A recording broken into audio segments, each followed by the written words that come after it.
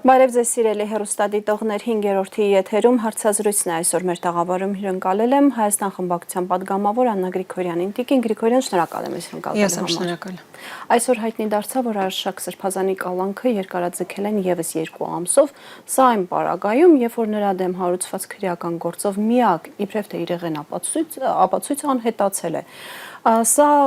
դիտարկում եք Փաշինյանի հակաեկեղեցական արշավի տրամաբանական շարունակության մեջ։ Իսկ դուք զարմացաք, որ լսեցիք, որ 2 ամսով հետաձգվել է։ Այսինքն երկարացվել է կալանքը, ցավոք սրտի ոչ, սա բնական էր, այսինքն երբ որ 3 դատավարություն էր տեղի ունենում եւ այսօր պետք է հայտնի դառնար, թե ինչպիսի որոշում է կայացնում դատարանը, կարծում եմ բոլորս վստահ ենք, որ երկարացվելու է կալանքի ժամկետը եւ սա բնական է, որովհետեւ ընդհանուր տրամաբանություն կա, ընդհանուր Նիկոլ Փաշինյանի վարած քաղաքականության տրամաբանություն կա, հակաեկեղեցական այս արշավի շրջանակներում է տեղի ունենում այն, ինչ տեղի ունենում եպիսկոպոսների հետ, արքեպիսկոպոսների հետ, դուք տեսաք, որ նաև Սյունիքի թեմի առաջնորդի եւ Գուգարաս թեմի առաջնորդների նկատմամբ գործ են հարուցվել մի խեղկատակություն, որը ես վստահ եմ, որ հետագայում իրավաբանության ֆակուլտետի դասախոսները պետք է որպես օրինակ բերեն, թե ինչպես չի կարելի քրեական գործեր սկսել, ինչպես չի կարելի ընդհանրապես արդարադատություն իրականացնել։ Բայց սա այն է, ինչ ունենք, բայց կողքի հայացքից ես կարող եմ ընդհանրապես ասել, որ չնայած այս գործընթացը դեռ շարունակվում է, բայց երևում է, որ նախկին ջանասիրությունը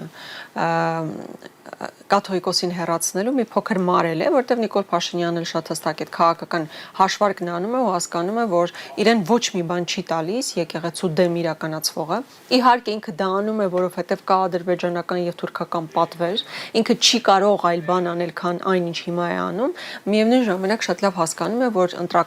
նախընտրական process-ների մեջ ենք եւ մարդկանց բացարձակ մեծամասնության համար լինի այդ մարդը աթեիստ թե հավատավոր հոտի հետևորդ, իր համար անընդունելի է Նիկոլ Փաշինյանի վարած քաղաքականությունը եկեղեցու շրջանում։ Հա, այնտեղ էլ կոնսոլիդացիա ամբողջական չկա եկեղեցու հետ կապված թեմայով։ Հետևաբար ինքը մի փոքր քայլ հետ է անելու ընդհանուր իր այդ բանից, հա, այդ էներգիայից, որ գնում է դեպի եկեղեցին։ Իհարկե նման քայլեր անելու են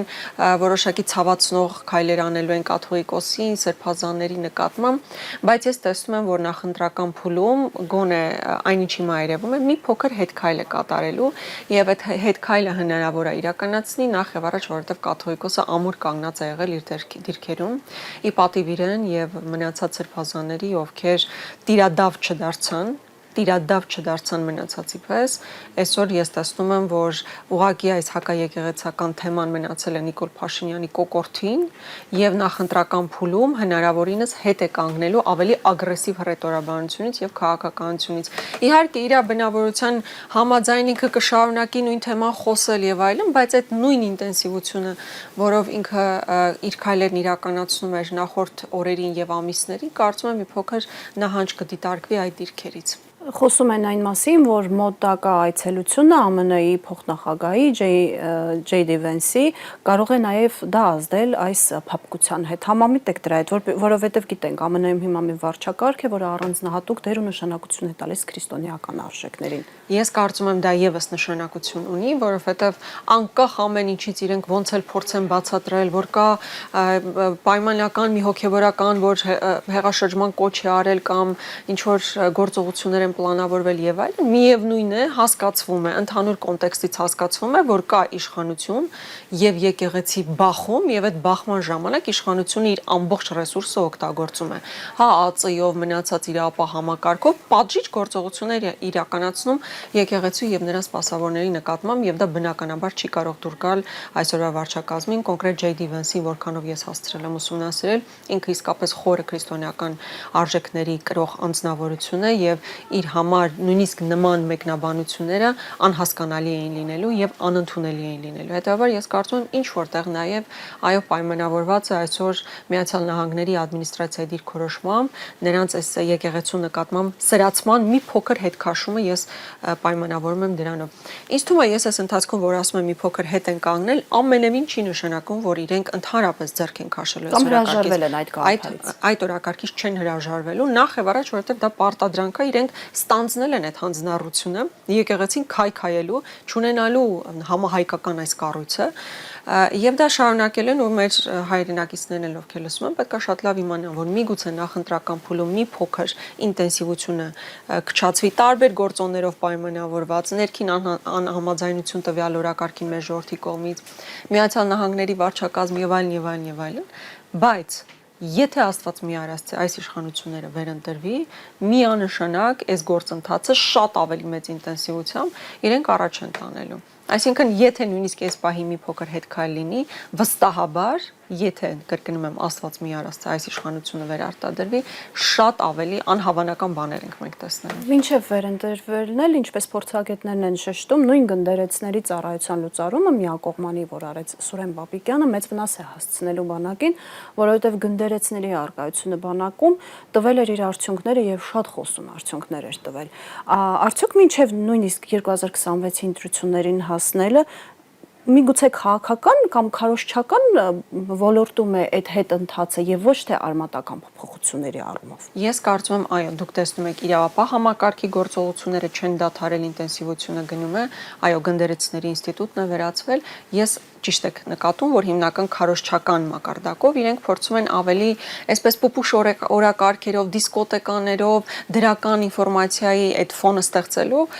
տրամաբանությամբ են իրանք առաջ գնում, իսկ եկեղեցու նկատմամբ իրականացվողը աննախադեպ ագրեսիա էր, տերոր է ուղղակի մեր ժողովրդի նկատմամբ, ոչ միայն ինստիտուտի նկատմամբ, այլ մեր ժողովրդի նկատմամբ, որտեղ աննախադեպ է տեսնել արքեպիսկոպոսներ կալանավորված, աննախադեպ այն հռետորաբանությունը եւ այն բառապաշարը գռեհիկ, որ օգտագործվում է հոգեվորականի եւ հատկապես ամենայն հայոց կաթողիկոսի նկատմամբ։ Հետեւաբար այդ գռեհիկ բառապաշար, այդ ագրեսիան անընդունելի մեր ժողովրդի կողմից իրենք փորձելու են այսպես բալանսավորել գործողություններ ուժեղացնելով օրինակ իրավապահ համակարգի կողմից, բայց հռետորաբանության մակարդակում մի փոքր ավելի նվազ դիրքերում պահել, բայց կրկնում եմ, սա չի նշանակում, որ իրենք հետ են կանգնել այդ օրակարգից, իրենք այդ հանձնառությունը ստանձնած լինելով շարունակելու են դա, ուղղակի նախընտրական process-ում հաշվարկ են անում, ինչքանով է իրենց ձեռնտու այդ օրակարգը նման ագրեսիվությամբ առաջ տանելը։ Նիկոլ Փաշինյանն ամիսներ շարունակ սովորել է, թե ինչպես թմբուկ զարկել եւ ի վերջո դրա արդյունքը տեսանք Վարչաբենդի դիսկոտեկով։ Այդ դիսկոտեկը ինչ էր։ Նիկոլ Փաշինյանի խաղաղության օրակարգի կնիքումն էր թղթի վրա, թե այլ նպատակ էր հետապնդում։ Սա բացառապես քարոզչական նպատակ է հետապնդում, ինքը միակը չի, իրականում իրեն խորհուրդ են տվել, որ այդ դրական ֆոնը պետք է ստեղծել։ Ի վերջո ինքը մարդ է, ով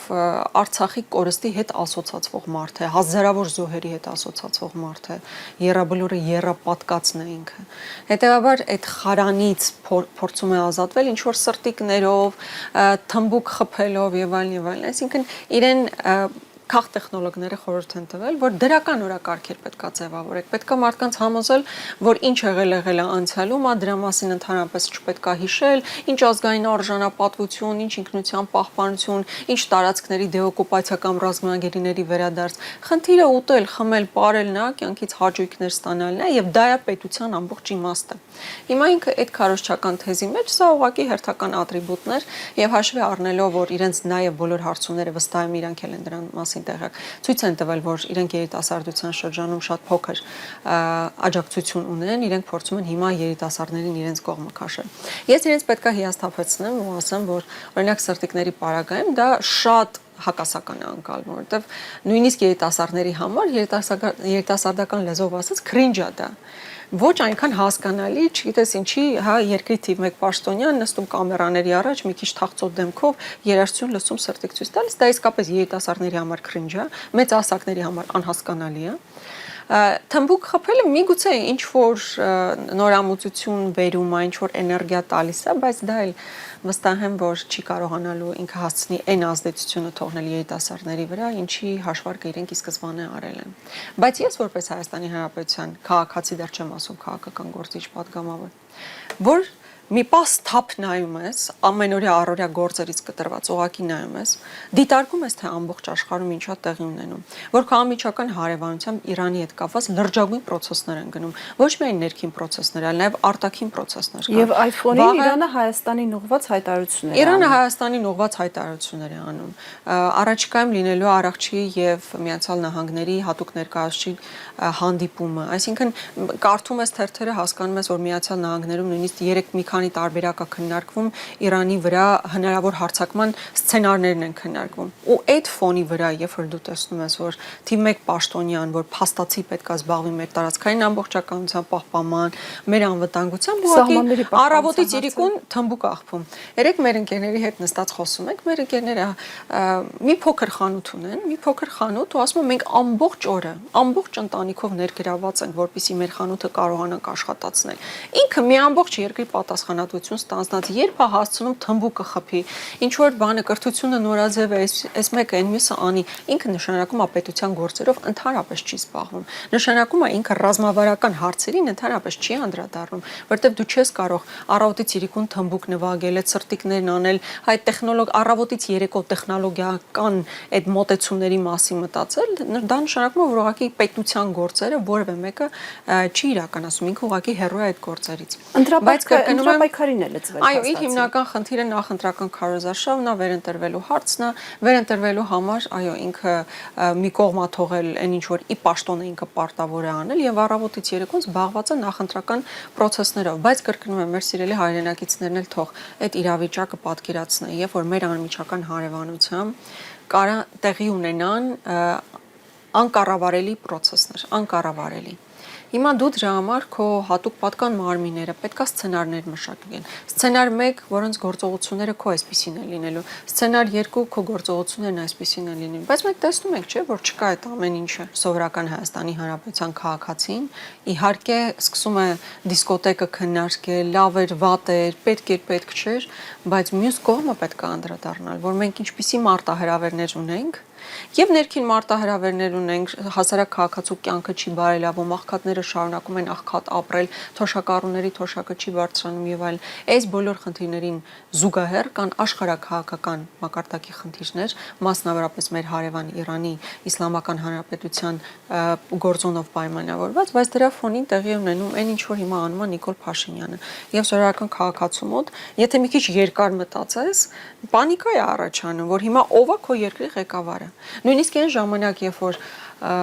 այս աշխարհաքաղաքական սերվածությունը չկար, Արցախի կոնֆլիկտը հնարավոր էր խաղաղ հանգուցալուծման տաներ, խաղաղ պայմաններում ինքը չկարողացավ գնալ ճիշտ քաղաքականություն վարել, որի արդյունքը մենք ունեցանք Արցախի հայաթափումը եւ հազարավոր զոհերը։ Հիմա սրված պայմաններում, երբ որ ինքը նախընտրական քարոզարշավով է միայն զբաղված, միայն դրանով է զբաղված, ես տեսնում եմ, որ ինքը չի էլ կարողանում դա զուգահեռել, ես տեսնում եմ, որ ինքը ամբողջությամբ նախընտրական քարոզարշավի մեջ է եւ եթե դուք նայեք իր Facebook-յան լենտան, առավոտը իր սրտիկներով է սկսում կամ հեծանվազք է իրականացնում, հետո հանդիպում ուսանողների կամ աշակերտների հետ, հետո թմբուկ նվագելու փորձերը եւ այլն, այդ նվագելու համար ինքը երկար ժամանակ պետքա փորձ աներ, չէ։ Ես որպես երաժշտական դպրոց ավարտած մարդ ասում եմ, հնարավոր չի ուղակի տենց մի երկու անգամ կամ օրվա մեջ ուղակի մի ժամով սովորել, հա, դա նշանակում է էներգիա ես դնում, ժամանակ ես դնում։ Մի խոսքով իմ ասածը դա էր, որ այս կրկեսը պետքա վերանա եւ իշխանության պետքա գան մարդիկ, ովքեր լուրջ են վերաբերում մեր պետությանը, լուրջ են վերաբերում մեր ժողովրդի անվտանգությանը, երբ որ մարտակին մարտահրավերներն ավելանում են, ուշադրությունն ու էներգիան տանում են այդտեղ եւ ոչ թե թմբուկ նվագելով են զբաղված, ծվաձեղ սարքելով են զբաղված եւ ժողովրդին տեսարաններ եւ հաց այս մատակարարելու process-ի մեջ։ Որը դարձրել են նաեւ իրենց գաղափարախոսություն, այո, որտեղ հաց, այնտեղ կաց նման մի բան էր Նիկոլ Փաշինյանը իր Facebook-յան էջի հետնանկարին տպել։ Տիկին Գրիգորյան, անդրադառնանք նախընտրական աժոտաժին։ Երկրորդ նախագահ Ռոբերտ Քոչարյանը մամուլի ասուլիսում իր ելույթի ժամանակ նշեց մի կարևոր հանգամանք, որ լավ կլինի, եթե հաղթահարելի շեմը չանցնող քաղաքական ուժերը, ովքեր հայտ են ներկայացնում մասնակցել ընտրությունների, հրաժարվեն մենակ ընտրության գնալու մտքից, որպեսզի դրանով ձայները չփոշիացնեն ու չաջակցեն հաստատորեն Նիկոլ Փաշինյանին, այո, որովհետև փոշիացված ձայները խաղում են իշխանության օգտին, դրանում մենք համոզվեցինք 2021 թվականին։ Հաշվի առնելով այն քաղաքական ուժերի հայտարարությունները, որ մինչ օրս հնչել են, 2021-ի դասը սերտել են։ Ոմանք այո, ոմանք ոչ, ոմանց մոտ ամբիցիաները շատ ավելի բարձր են եւ շատ ավելի կարեւոր են, քան ընդհանուր գործին եւ ընդհանուր արդյունքին հասնելու պատրաստակամությունը։ Ցավոք դա այդպես է, ես դեռ հույս ունեմ իսկապես, որ մինչեւ նախընտրական վերջնական այդ խմորումները լինելը, այսինքն դաշինքների ձևավորում, հայտ ներկայացնել, այն մարդիկ, ովքեր հիմա էլ երևում է եւ առաջիկայում եթե իրենք հստակ տեսնեն, որ 4%-ի շեմը չեն հաղթահարում, նաեւ քաղաքական դաշտը եւ ժողովուրդն էլ պետք է այդ ուղերձը հղի այդ մարդկանց, որ դուք խաղում եք Նիկոլ Փաշինյանի խաղը, որովհետեւ յուրաքանչյուր փոշիացված ձայն օգուտ է լինելու Նիկոլ Փաշինյանին։ Ես հիմա այսպես շատ սկեպտիկ չեմ ուզում լինել այս փուլում, տեսնում եմ, որ կա ձևավորված 3 խոշոր բլոկ, միգուցե 4-ն էլ հնարավոր լինի ձևավորել, բայց ամբիցիաները պետք է կողմ դնել, որպեսզի հնարավոր լինի այդ խոշոր բլոկերի տրամաբանությամբ առնվազն գնան։ Ես գիտեմ, որ քաղաքական դաշտում քննարկվում է նաև մեկ ամբողջական բլոկի տրամաբանությամբ, այսինքն մեկ բևեռ Նիկոլ Փաշինյանը, մեկ բևեռ ընդդիմադիր ուժը, դա կարծում եմ եւս բավականին երկար քննարկվել է եւ միգուցե դեռ քննարկվի, բայց այս փուլում ավելի իրատեսական եմ համարում խոշոր 3 կամ 4 բլոկով մասնակցել ընտրություններին, հնարավորություն տալ մեր քաղաքացիներին տարբեր քաղաքական իրենց նախասիրությունների կամ տրամադրությունների համահունչ ընտրություն կատարել եւ բնականաբար այն ուժերը, ովքեր այնքան ամբիցիաներն իրենց ավելի բարձր կդասեն ընդհանուր նպատակից, եւ քաղաքական ուժերը եւ քաղաքացիները պետք է իրենց դիրքորոշումը հայտնեն նախ նրանց ձայն չտալու եւ երկրորդը նաեւ հանրային այդ խոսքը հնչեցնելու։ Ես օրինակ կաշկանդված չեմ լինի այդ ուժերին ասել, որ դուք սխալ քաղաքականությամբ եք զբաղվում, որ դուք ուղղակի ջուր եք լցնում Նիկոլ Փաշինյանի ճորաղացին, որտեվ 21 թվականի փորձը եւս ունենք, հա, ոչ միայն սա տրամաբանական է, ոչ թե սա այն հիմնական լոգիկան է, որով պետքա գնալ ընտրությունների, այլ մենք ունենք նաեւ 21 թվականի փորձը, որը պետքա դաս լինի։ Իրականում ընդդիմությունը հիմա պետքա ոսկերչական ճշգրտությամբ աշխատի։ Եթե ոսկերչական ճշգրտությամբ չաշխատի, բավականին բարդ է լինելու կասեցնել Նիկոլ Փաշինյանի վերարտադրվելու գործընթացը։ Նկատի ունեմ եւ դաշինքներ ձևավորելու մասով եւ այնպիսի համախմբումներ ապահովելով, որ նույնիսկ 1 կամ 2%-անոց որևէ ուժ, իրական ընդդիմադիր ուժ չմնա այդ դաշինքներից դուրս։ Կարծում եմ ընդդիմությունը նաև իրար հետ համագործակցելով, իրար հետ խորհրդակցելով, նաև դու գիտեք, որ իմ գործընկեր Իշխան Սաղաթելյանն նախաձեռնել մի process, որտեղ քննարկվում են այն հիմնական կետերը, որոնց շուրջ պետքա իրական ընդդիմադիր դաշտը համագործակցի ընտրության նախաշեմին, իրար չթիրախավորելուց սկսած մինչև այլ կարևոր կոմպոնենտներ, այդ թվում այս մեկը, որ պետք է հիմնական դաշինքներով գնալ եւ այն ուժերը, ովքեր մինիմալ շեմը չեն հաղթահարելու, ուղղակի չմասնակցեն ընտրությունների կամ որևէ այլ դաշինքի ներսում մասնակցեն։ Սա ամբիցիաների մասին է, թե հստակ գիտեն ինչ են անում Տիկին Գրիգորյանը։ Ես կարծում եմ ոմանք ավելի շատ, այնինչ ես հիմա տեսնում եմ հանուն արդարության պետք է ասեմ, որ ավելի շատ ամբիցիաների հարց է, քան թե ուղղակի ասել, որ իրանք Նիկոլ Փաշինյանի խաղն են խաղում։ Իրանք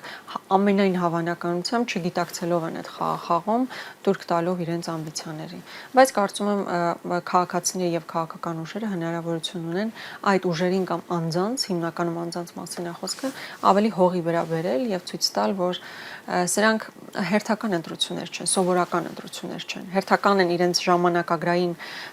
ժամանակագրական առումով, բայց իրենց տեսակով հերթական չեն, սովորական ընտրություններ չեն։ Սրանք ճակատագրական ընտրություններ են լինելու եւ այս ճակատագրական ընտրությունների ժամանակահատվածում սովորական ամբիցիաներով առաջնորդվելը ուղղակի հակապետական քայլ է։ Իսկապես հակապետական քայլ է։ Եվ հենց այս տրամաբանությամբ պետք է առաջ գնալ։ Ոչ միայն թե ովքեր են մասնակցելու ընտրություններին, այլ ինչ տրամադրություններով, ինչ տրամադրվածությամբ, ինչ մթնոլորտ են քաղաքական ուժերը ստեղծելու։ Այս դեպքում արդեն բոլորիս մասին ենք խոսում։ Ինչ մթնոլորտ ենք մենք ստեղծելու ընտրություններից առաջ։ Սրանք այն կարևոր հարցերն են, որոնք ամբողջ քաղաքական դաշտը պետք է քննարկի, եւ այս հարցը թե ինչ ձևով մասնակցելը նկատի ունեմ այն ուժերի, ովքեր իսկապես չեն հաղթահարում։ Սա ամենափոքր հարցերից մեկը պետք է լինի։ Սա պետք է արագ լուծվի եւ հիմնական հարցը պետք է լինի, թե ոչ միայն օրակարգերը, որտեղ յուրաքանչյուր ուժ իր օրակարգը ընտրելու է, մենք մեր օրակարգը ունենք, բայց ընդհանուր տրամադրվածության առումով, որովհետեւ այն, որ մեր հասարակության զգալի մեծամասնությունը հակաիշխանական տրամադրություններ ունի, դա փաստ է։ Այլ խնդիրը, թե դու համապատասխան ինչպիսի մթնոլորտ է ստեղծում, որպեսզի մարդիկ գան եւ մասնակցեն ընտրություններին։ Ի վերջո ես հիմնական խնդիրը, որ տեսնում եմ, իսկապես մասնակցելիության խնդիրն է, որքան հնարավոր է շատ պետք է լինի մասնակցելիությունը, որպեսզի իշխանության վերարտադրվելու շանսերը ընդհանրապես զրոյանան, եւ երկրորդը մարդկանց մոտ այդ հույսը պետք է արտնանա։ Հիմա շատ այո, այդ փոփոխությունների այդ հոտը պետքա գա, փոփոխության հավատը պետքա լինի, որովհետև շատ-շատերն ասում են, դե մեկա չի լինելու, մեկա Նիկոլի իշխանություն չի տա, որոշված է։ բոլորը դրսում որոշել են Նիկոլը իշխանություն չի տա, այս չի անի, այն չի անի։ Այս համատարած քարոզը գնում եթե տեսնեք նույնիսկ հասարակ զրույցների մեջ դա կա, որ Նիկոլը մեկը իշխանություն չի տա, Նիկոլը մեկը մնալու է իշխանության։ Այո, նման միտում են ձևավորել, դա հենց ամբողջ հարցը նա է, որ երբեմն նաև ես զգում եմ, որ որոշ քաղաքական ուժեր են նպաստում դրան, որ միևնույնն է Նիկոլ Փաշինյանին հաղթել հնարավոր չի։ Հիմա մեր խնդիրը համապատասխան մթնոլորտ ստեղծելն է, որպեսզի քաղաքացին վստահ լինի, որ ինքը եթե գնա ու կողմ քվեարկի ընդդիմությանը, այսինքն դեմ լինի իշխանությանը, ընդդիմությունը, քաղաքական ուժերը տերականգնելու իր ձայնի եւ ամեն բան անելու, որ այդ փոփոխությունը տեղի ունենա։ Մեր խնդիրը պետք է մարդկանց մեջ այդ հույսը արտնացնել, այն որ իսկապես մարդիկ հակաիշխանական դիրքորոշումներ ունեն, այդ փաստացի ունենք, այդ պարարտ հողը ունենք։ Հիմա խնդիրը այդ համապատասխան միջավայրը ստեղծելն է։ Համապատասխան միջավայր ստեղծել, որպեսզի մարդիկ կարողանան շատ հանգիստ իրենց դիրքորոշումը հայտնել։ Դուք հանդիպումների եք լինում, գնում եք մարզեր ձեր գործընկերների մոտ, այ հեշտ է մարդկանց համոզելը, ունենալով այդ ներքին դժգոհությունը կամ դժգոհությունը, հեշտ է համոզել նրանց այդ դժգոհությունը արտահայտել օրինակ ընտրատեղ համես գնալով։ Մարդիկ ամբողջ մտավախությունը դա է, որ վախի մթնոլորտում են պահում մարդկանց, այսինքն աշխատում է վախի մթնոլորտը ակնհայտորեն աշխատում է։ Ես էլ ասում եմ ոչինչ, եթե վախի մթնոլորտը այս փուլում ինչ որ դիրքորոշում հայտնելու հրապարակային դիրքորոշում հայտնելու համար կաշկանդվածություն ձևավորում է, մի հայտնեք այդ դիրքորոշումը հիմա, կգնաք եւ փակ արդեն ընտրատեղամասում ձեր դիրքորոշումը կհայտնեք։ Ես տեսնում եմ, որ այդ վախի մթնոլորտը աննախադեպ բարձր է։ Ես հիմա շատ կենցաղային բան կարող եմ ասել, բայց մեզ լսող մարդիկ վստահ են, որ իրենք էլ են առճվել այդ իրողությանը։ Երբ որ հասարակ զրույց են ունենում հակաիշխանական եւ հեռախոսները մոտնա լինում կամ ինչ որ միտեղ թաքցնում են կամ հեռու միտեղ են տանում, ասում են հանկարծ ինչ որ ձև չլսվի, չձայնագրվի, մարդիկ վախենում են նույնիսկ սեփական տանը, փակ տարածքում ինչ որ կարծիք հայտնել, որովհետև տեսնում են, որ ով որ հստակ դիրքորոշումներ է հայտնում, ով որ հրապարակային խոսք հնչեցնում, նրա հետևից գնում են։ Հարկայինը գնում է, տարբեր բաներ գնում են, այսինքն կախված նրանից, թե ինչպես կարելի է տվյալ մարդու վրա ազդել, բոլոր համակարգերը աշխատում են, հետևաբար քաղաքացիները այս փուլում ես տեսնում եմ որոշակի վախի կոմպոնենտով պայմանավորված, միգուցե շատ ակտիվ հանրային դիրքորոշումներ շատերը խուսափում են հայտնել, եւ դա ասում եմ նորմալ է,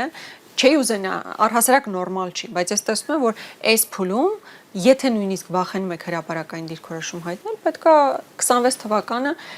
դիտարկել որպես հնարավորություն վերջնական ձեր դիրքորոշումը հայտնելու եւ այս իշխանություններին հեռացնելու համար։ Կրկնում եմ, եթե քաղաքացին գնա ընտրության եւ համատարած պետք է այդ քարոզը անել, որ դուք պետք է գնաք ընտրության, որովհետեւ սա ճակատագրական նշանակության ընտրություններ են լինելու ոչ միայն ձեր երեխաները, այլև ձեր թոռների համար։ Ես հիմա այս ընտրությանը մասնակցելուց չեմ մտածում իմ մասին, իմ ապագայի մասին, մտածում եմ իմ երեխաների ու իմ թոռների ապագայի մասին, որ իրենք կարողանան մեծանալ ազգային պետությունում, որտեղ բանի Արարատի եւ մեր սիմվոլների նկատմամբ պատերազմ չի հայտարարված, որտեղ մեր ինքնության հիմք հանդիսացող եկեղեցու նկատմամբ պատերազմ չի հայտարարված, որտեղ մեր ռազմագերիներին չեն վերաբերում, որտեղ որ լավ մի 5 տարի էլ կսպասեն, 2 ամիս էլ կսպասեն, ոչինչ թող սպասեն, այլ թասիբի հարցը, որ քո հայրենակիցը օր առաջ պետքա վերադառնա։ Այսինքն ես մտածում եմ, որ այս ընտրությունները ճակատագրական են լինելու, մեր ճակատագրական ընտրություններն են լինելու եւ քաղաքական ուժերի խնդիրն է այդ վստահությունը եւ նաեւ այդ հույսը փոխանցել մեր ժողովրդին, որ գնացեք, ձեր քվեով որոշում է կայացվելու, եւ եթե այո, կա այն տարածված կարծիքը, որ Նիկոլ Փաշինյանը կկեղծի, իշխանություն չի տա, իշխանություն չի հանձնի, մենք էլ ասում ենք Ժորժ ջան, գնացեք ընտրենք, մենք տեր ենք կանգնելու ձեր ձայնի։ Մնացածը քաղաքական ուժերի խնդիրն է։ Քաղաքացին իր դիրքորոշումը հայտնի, մնացածը քաղաքական ուժերի խնդիրն է լինելու պաշտպանելու։ Նիկոլ Փաշինյանին հեռանալ Այո, պաշտպանելու ենք, բայց եթե ժողովուրդը որոշում է կայացնում, որ իշխանություն չպետք է լինի Նիկոլ Փաշինյանը, քաղաքական ուժերի ուղիղ պարտավորությունն է լինելու այդ դիրքորոշումը պաշտպանել միանշանակ։ Տիկին Գրիգորյան, Ռոբերտ Քոչարյանը նաև նշեց, որ հիմա շատ ավելի այդ բառը չեմ վախենա օգտագործելուց բարենպաստ միջավայր է ստեղծվել Նիկոլ Փաշինյանին հեռացնելու համար, քան 2021 թվականին էր։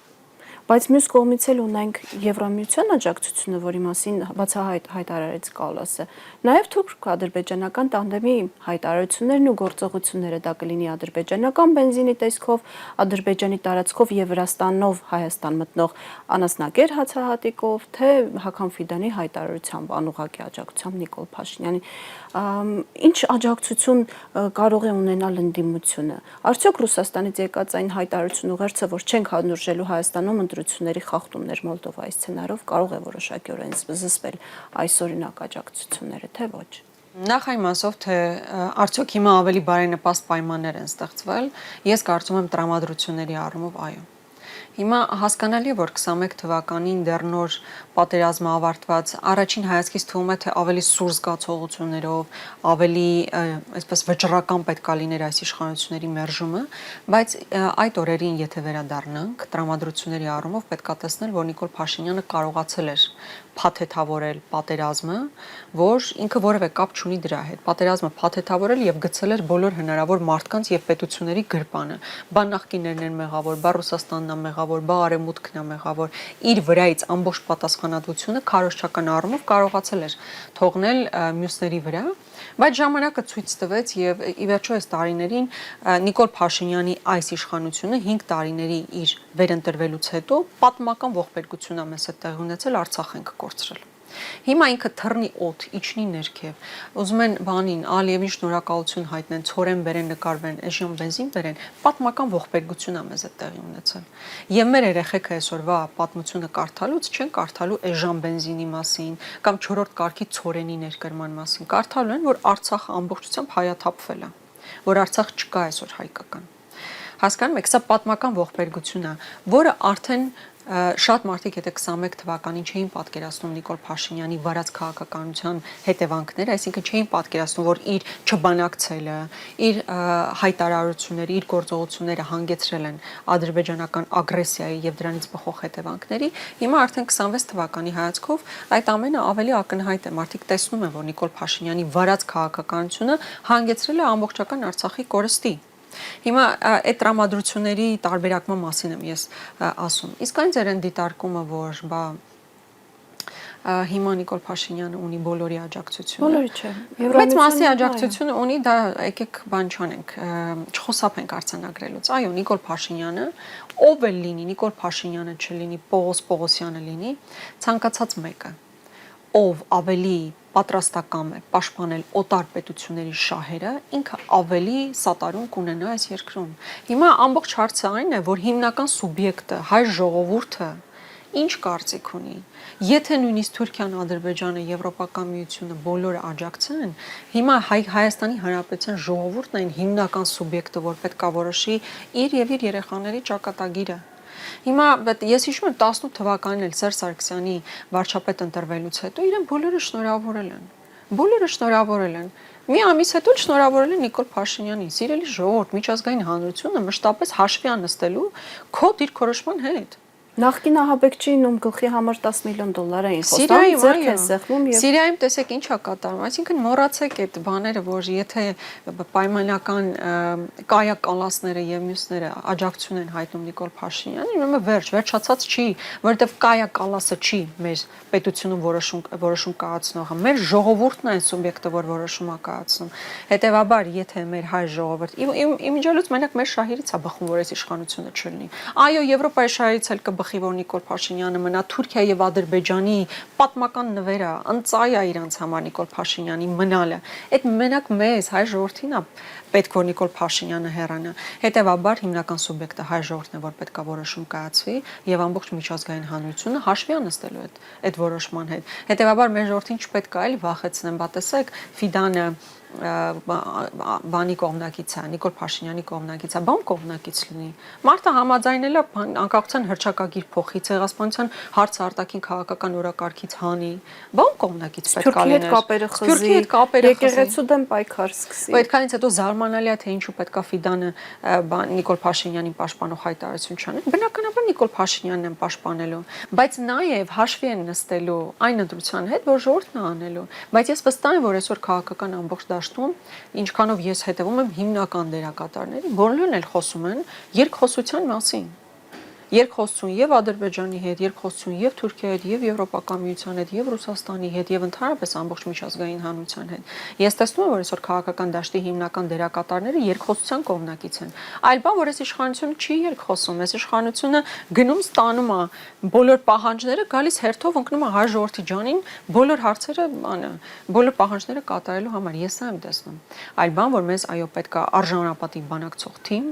որ մեր օրակարգերը առաջ տանի։ Հիմա Ջեյդի Վենսը եւ Երևան է գալու եւ Բաքու, չէ։ Հիմա ակնհայտ է, չէ, որ աննախադեպ հնարավորություններ կան որոշ հարցեր առաջ տալու։ Մեր ռազմագերիների հարցը նախ եւ առաջ բարձրաձայնելու համար։ Մեր տարածքային ամբողջականության հարցը բարձրաձայնելու համար։ Հիմա մենք կտեսնենք, դա անում են թե չեն անում։ Մինչև այսօր ես չեմ տեսել, որ ընդգծված քաղաքական օրակարգ կա։ Ես չեմ տեսնում այդ քաղաքական օրակարգերը։ Հիմա TRIP-ի հետ կապված որոշ զարգացումներ, չգիտեմ, ժամանակ հավանաբար չենք ունենա մանրամասն TRIP-ի մասին խոսել, բայց կրկնում եմ,